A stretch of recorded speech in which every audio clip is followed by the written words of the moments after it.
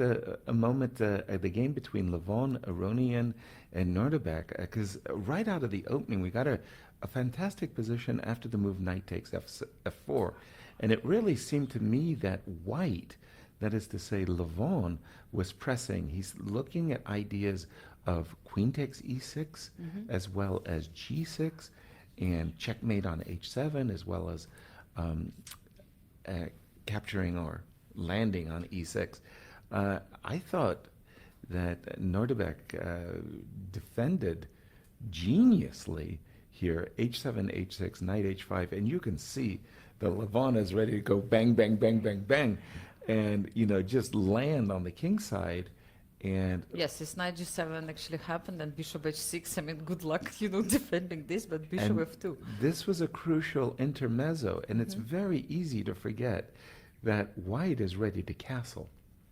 If you castle, you connect your rooks, possibility of rook g1, including d4. So this was a really, really nice move. And now we get this material imbalance of a rook and a pawn for two minor pieces. But look at that king.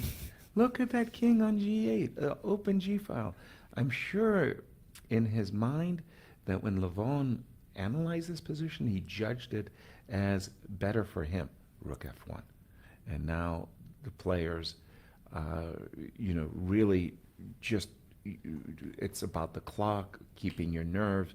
I mean, when you're sitting there and your king is wide open, yeah, I mean, it's easy to error. I like this move knight d1. The idea was probably to finally close this bishop and get the idea of playing rook g1. Exactly. Yes, so, but move the bishop away and rook to g1. Yes. Simultaneously, black has to be alert, because we talk about the two knights, two minor pieces versus the rook.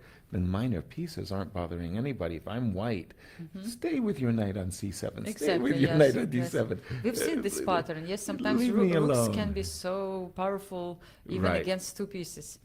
Okay, d5, a good move, because again, prepping counterplay against the pawn on e4, rook f3. We can see that Levon, he's just ready to play for the attack.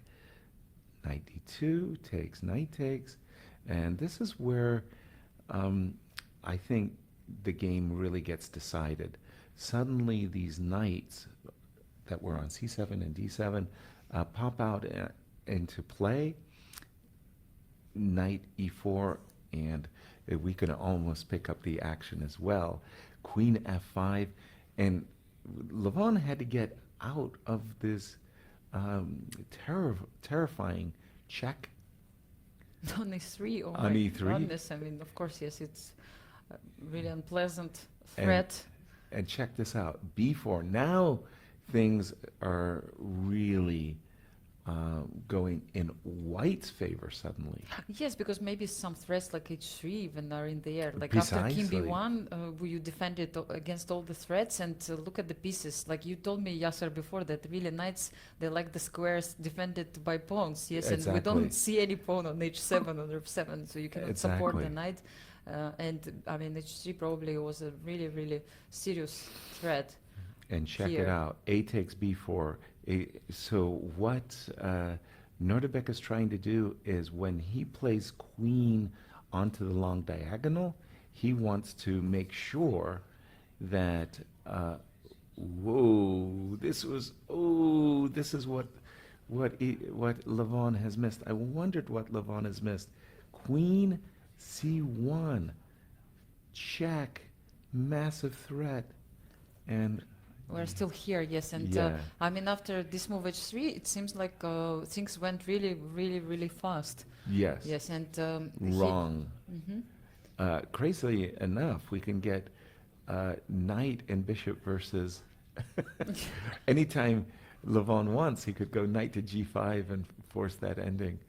But yes, so in the current position, which we see right now, it's clear that black has a piece up for a couple of pawns. For a single pawn, actually. Yeah, I mean, now for the single pawn, yes, it was not possible to defend. But all Levon has to do is trade pawns. And then it will be a draw. Yes, but yes, so this is what he was trying to achieve. And after knight d6, knight takes b5, He got rid of one of them. Right, and now he's trying to get rid of the other. Yes, As to we force see a draw. Yes, so the- of course he knows it, and Black again needs to prevent. the trading of pawns. Yes, Exactly so. I wonder if it was possible one before, but perhaps not like c4 and d5 right away. But then always Black has e5, right? Precisely.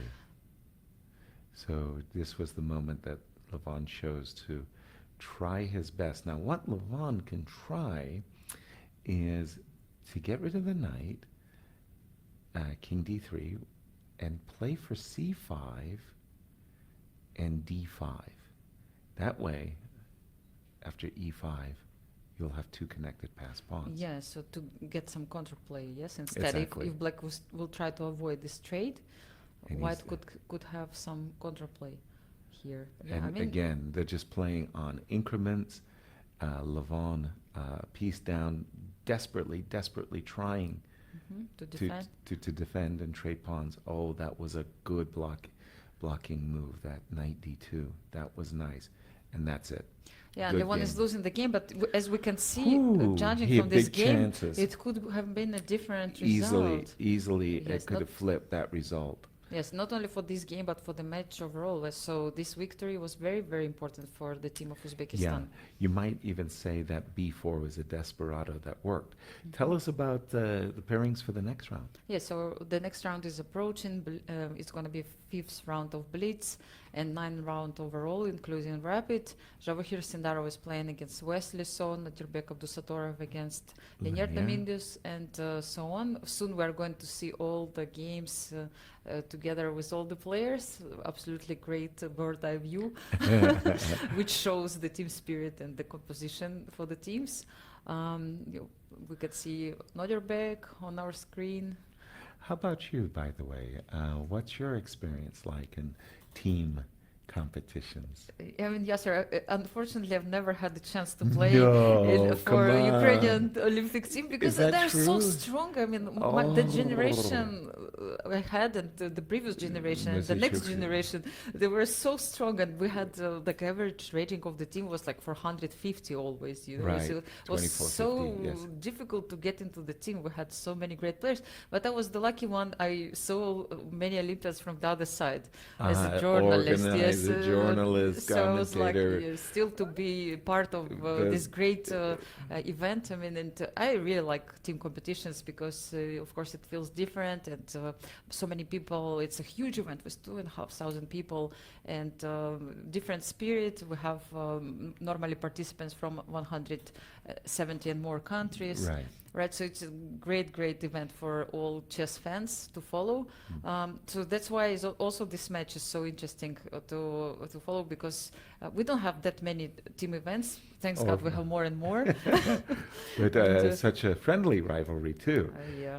I remember way back in a time we used to, in Iceland, the Visa credit card company organized a match. The Scandinavian All-Stars, the European All-Stars, the Soviet Union, and the United States. So there was 4, and I got a chance to hang out with David Bronstein at great length. By the way, David was a rapper. He could talk. He really, and I just loved his stories. I was thrilled as you get a bird's eye view of all 8 players as well as all 4 boards. Based on the opening, we're going to choose one that we'll drill down on and follow. No Hikaru, you know, I think no Hikaru in this match in US team. Yep. So it's like, I mean, have such great choice, Yasser.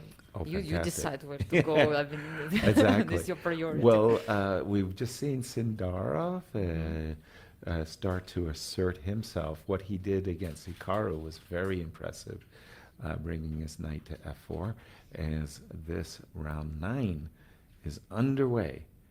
And so let's see the handshake of the players, and yeah, I mean, I'm not getting updated.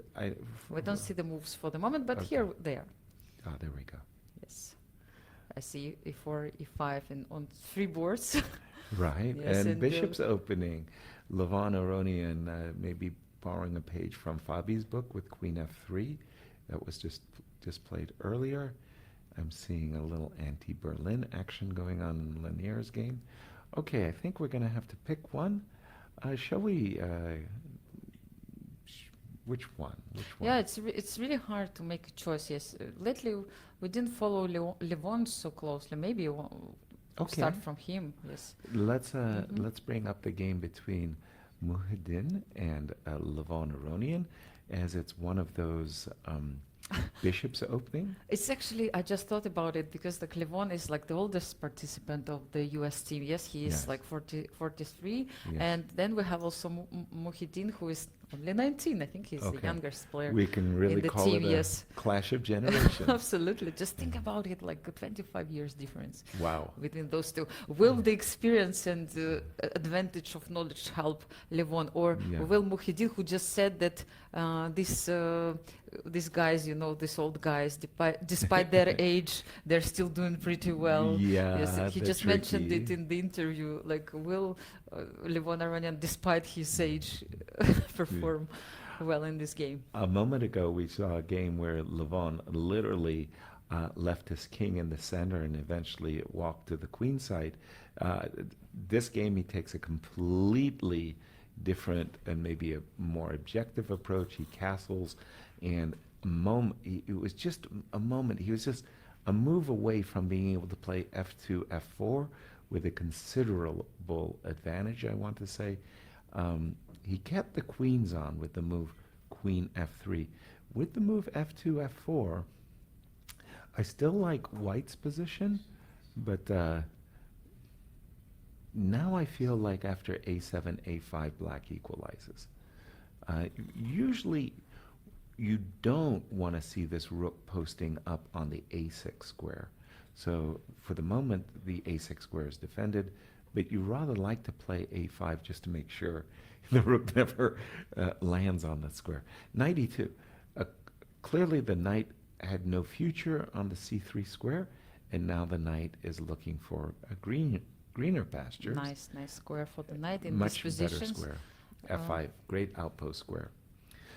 For the moment, again, I kind of like white's position. Nothing. Ooh, yeah, I was about to say, did rook a6? Okay, this is now suddenly it changed completely. Now it's much easier for Levon to play. I was explaining, don't let the rook post up on the a6 square, because it's just easy play for white now. Yes, and by the way, now knight b8, for example, if you try to get rid of this rook, you lose the bishop on b6. Yes, so that's why he moves the rook first. Exactly. To see it. But it basically means that after bishop takes b6, a takes b6, rook a7, white achieved a great success. He'll have control of the 7th rank before his opponent could stop the rook from getting there. Levon improved my idea by first preventing b5, b4, and knight to c5. He says, I want to include b4 to make sure the knight never has a future landing square. Okay, d5, it's time. Maybe knight e2, or maybe even now. No, knight g3. What has Levon played? Queen g4. Actually, now he's ready to exchange the queens after he established dominance on the a file. Yes, exactly. Yes, open file is taken by white. Exactly. You remember Team US said that their biggest advantage perhaps in this match is the better positional understanding and the ending knowledge. Yes. If it wasn't for the ending, the old guys would have no chance. But it's in the ending where the points are earned. So don't forget, study your rook and pawn endings. First, you have to survive until the ending. Yeah. So. And by the way, queen g4. Oh, watch out! Alert! Queen takes g7. Check. Knight f5. Okay, so Levon gets to trade queens under even better terms. Knight h6. Check. Oh, he's okay, looking. so he making the trap. Yes, rook d7. Yes. But he could have played knight h6 check, traded queens, drop back the knight to g4. I think that ending is absolutely super But for I white. think it's more No, actually, he missed a enjoyable. win. Yes. No, no, knight h6 check and queen it's just winning. Yeah. It's just right winning. now, yes. It's just winning. There's nothing to say. Mukhiddin just completely didn't understand how terribly bad this ending is for him. Knight to g4, you're G4, yes. threatening knight takes e5. Now you can drop your rook to c7, and this And other bring the rook. oh my goodness! I mean, Kinda- it looks really, really terrifying because okay, h5 is important because Doesn't help. That's- Doesn't help because the knight is coming to f3 anyway. so he moved his knight. I'm hoping at least to get Counter some play. mhm, Knight some takes counterplay, yes. e4. This is where I'm saying knight comes to f3.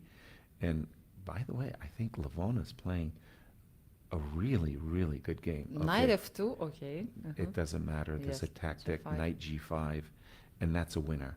He sees everything like so disappointing. I mean, when your opponent kind of Yeah. has all Knight these takes answers, e6, yes. answers at every, and now we got rook. This rook, pardon me, this rook is going to go to c to a7. Huge and I think advantage for it's- Levon right now. I mean, should be simply checkmating, simply, yes, simply exchange up checkmating, and better position. and attack. Yes. Yes, yes. So it's like so many threats, like rook b6, rook a7. And he's actually clock times too. I mean, I Mhm. don't want to pile on here, but Mukhiddin is really behind on the clock. I would like to chase this knight away, just force it to a lesser square, something like knight d3, rook takes b5. I'm a pawn grabber too. I would love to grab as many pawns as I can. Whoa! I was about to say rook a2. Serious?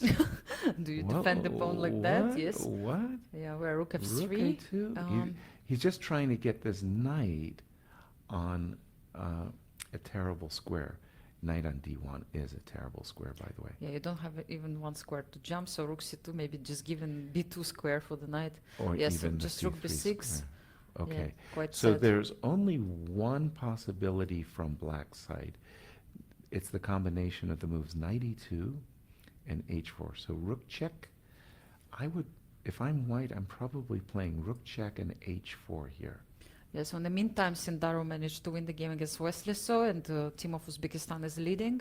We assume that perhaps Levon managed to equalize the score. This is completely winning. Let's leave this game and go And to another Nodirbek, game. Abdusattorov, Leinier. Let's do it. Yes, Nodirbek. he's playing against Leinier, and He's it completely seems, winning. He's got two connected pass pawns. Rook e8, that's a winner. yeah, We're going to just be in time for a handshake, and we were. Finally, let's go to Sindarov won already against Wesley? yeah. So yes, exactly. Yes, so it's over. So we only have game of Fabiano. So it means Fabiano has to win, win yes. to equalize the match. Yeah. And by the Yeah, way, Levon managed to win as we predicted. So Fabiano is really. It seems like he's in trouble right now. This pawn on 100%. c3 is running. whoa, that was not necessary. That Rook c5, like probably Fabian understands that he has to win this game, and now this knight attacking the bishop, and then c2 is just c-pawn is I- unstoppable. maybe you're right, but I'm not 100% sure. Yeah, now rook c6 at least is possible, Okay, but but yeah, yeah. c2 and like Yeah, now rook a1 and Fabi yes, loses. Fabi loses the game, and Oh it's my like goodness. 3-1 to Oh my goodness! And as the Uzbekistan. match is tied, yeah 9-9. 9-9. Oh, shocking! What happened? You know, I was about to say 8 rounds of Blitz. You start to feel it right around these parts because you also have to pace your team. Again, each team has 5 players, and you can bring them in and out. Hikaru's taken a rest as they've changed the board order, but Yeah. I don't know what happened to Wesley in that game. Yes, Here we see the Blitz look at this. standings. Yes, sir. It's not only that Uzbekistan team equalized the score, but also they have better points on the boards. It's 19 against 17. Their So now actually victories- they're leading even in this Yeah, match.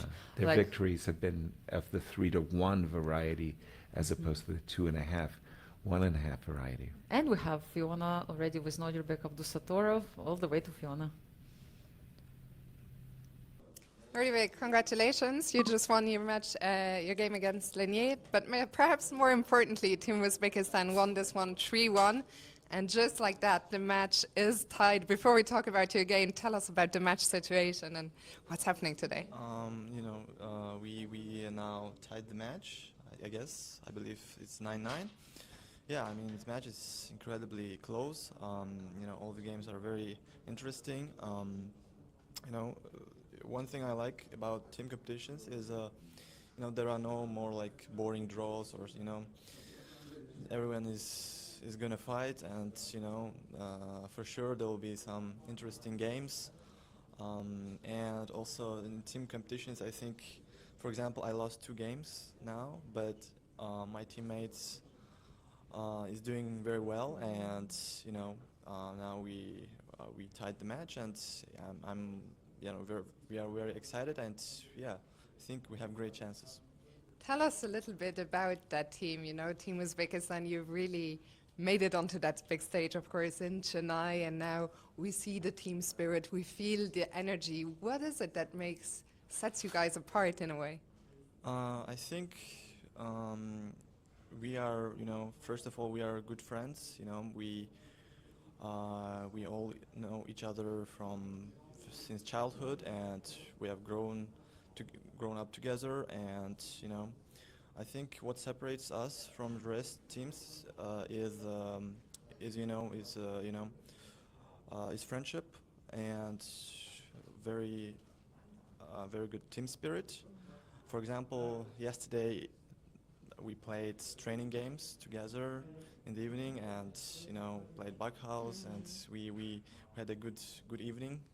And yeah, today we are showing some great chess, and hope it will continue. Yeah. Only 3 matches to go, as you said. The match is now tied. What will it take to win the match? I guess we should continue, in the same spirit, and with a little bit of luck, I believe we can do that. And also, I think pairings are also very important, because I guess we are doing very well with Javokhir, and our board 3 and board 4 are trying to hold. So if we keep up that, I think we'll have great chances. I discussed the strategy already with some of your teammates. Is that a strategy that you came up with as a team, or is that your team captain who's making the decisions? No, I believe we are making decisions as a whole team, and everyone has voice, and if someone is not willing to play or feels in bad shape, they can just say it, and we decided yesterday that me and Javokhir will play all the games, and the rest can rotate a little bit. And finally, in a month and a half, a lot of us will be coming to your country, to Uzbekistan, for the Olympiad. What does it mean to you to have the Olympiad there in Samarkand? First of all, it's a great honor to host such a big event in our country. It's the first kind of event that we are hosting, and I hope that everyone is going to enjoy that.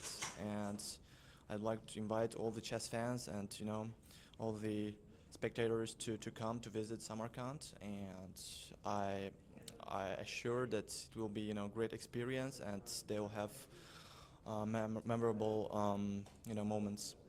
Well, I'm certainly looking forward to it. Nodirbek, congratulations again, and best of luck for the last 3 games. And we're going back to studio. Thank you, Fiona. And now we know this great strategy from the team of Uzbekistan. Both top players are playing all the games, and they're trying to hold on the boards 3 and 4. Absolutely. This is what's happening here, and they're doing really well. They managed to tie the score in the match, and it seems like they're hoping even for more. Yes, sir. Oh, absolutely. Once you got this far, why not? Big result, of course, was in the game between Sindarov and Wesley So. And specifically, I want to bring to the moment the move knight g4 by Sindarov, because this is where Wesley went astray. He played the move queen d6, and this was actually just a stone cold blunder. He had to play, instead of queen d6, he had to play the move queen g5, covering his dark squares. After queen d6, queen d2, whoops! Massive disappointment. The pawn on h6 is suddenly hanging, and things just went south for Wesley. Knight g5 seems like more or less the only move, yes, to defend. Like you don't want to play g5. White's rook dropped in for a visit. Rook to rook to a8, queen to e6.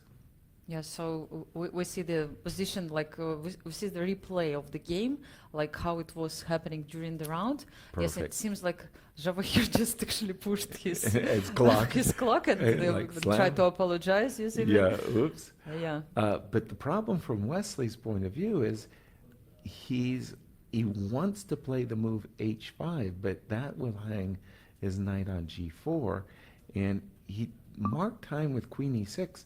And that was, again, just not a very good decision. He wanted to play knight takes h3, and now he's scrambling. And this is the big mistake because of that move. Queen b4, threatening queen f8, and mate. Yes, queen mate a8 is queen coming. h8. Yes. Wesley thrown backwards now. Suddenly, Wesley has to defend the square f8. When he played the move knight h7, it doesn't stop White from threatening mate. Queen b8 with the idea of queen h8, and that's it. And queen g8 as well. That's a win. Those are winning checkmates, and Wesley just collapsed after the move queen d6, and that was a big result in this match. Yeah, a very important victory for Uzbekistan in this match, and I mean we can see the playing venue right now. It's empty. I mean, all the players are gathering in a different area. Yes, their nerves. Yes, and we actually see Fiona together with tournament director and the chief arbiter Tony Rich.